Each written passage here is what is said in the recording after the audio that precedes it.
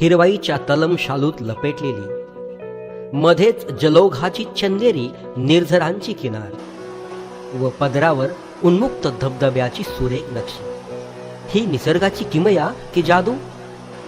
हो, असाच भ्रम हवा नाही का?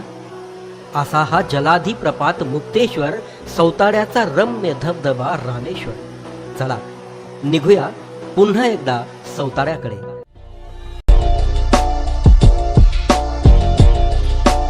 बीड जिल्ह्यातील पाटोदा तालुक्यातील सौताडा हे छोटंसं गाव. अहमदनगर पासून सौताडा जवळपास 90 किलोमीटर इतके अंतर भरते,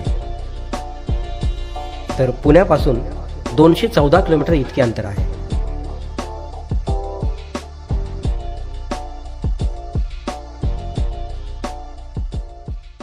आपण अशा सुंदर एका स्पॉटला आलेलो आहोत की ज्याचं नाव आहे रामेश्वर सौताडा धबधबा. हा धबधबा आपल्याला इथून पडताना दिसतोय. असं म्हटलं जातं प्रभू रामचंद्रांनी या ठिकाणी बाण मारला आणि हा जो या ठिकाणी जो कुंड दिसतोय, या कुंडाचं नाव रामकुंड आहे की ज्याचा अंत अजूनही कोणाला लागलेला नाहीये. इतकं ते खोल पाणी आहे आणि वरून पडणारं जे पाणी आहे ते त्या कुंडात पडतंय आणि या पद्धतीने नदीच्या रूपाने हळूहळू पुढे जाऊन वाहत जातात.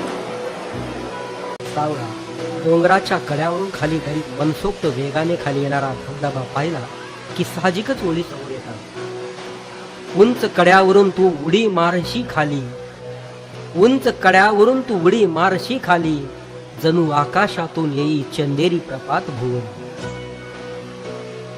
हा पांढरा शुभ्र मोत्यांच्या तुषार मला देऊन जणू हिरव्यागार, मखमली शालूवर देवांचा सडाच पडावा जसा.